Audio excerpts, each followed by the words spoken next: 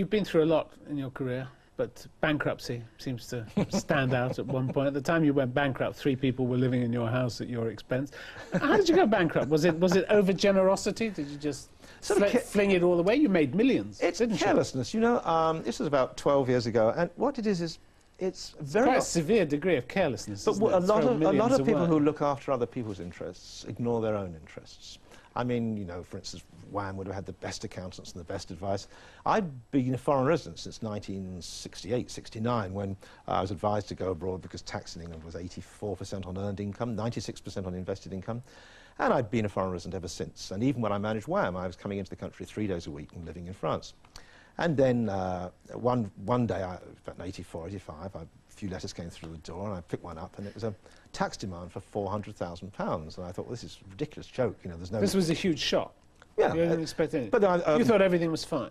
Well, I thought I might owe £100,000 tax, but I opened the next letter, and it was the same thing again. So they sent it in duplicate, and the next day 2 more came. It was only 3 weeks later, because I threw all the letters on a shelf, I realised these were not the same thing. These were 8 consecutive years of demands at £400,000.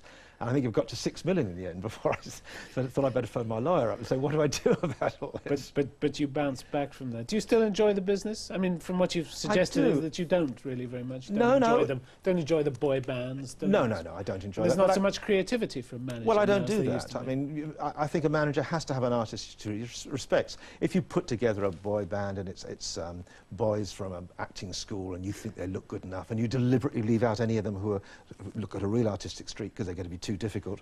Is that what you have to do? Well, that's what record companies do. Anyone comes along. I mean, artists are difficult people.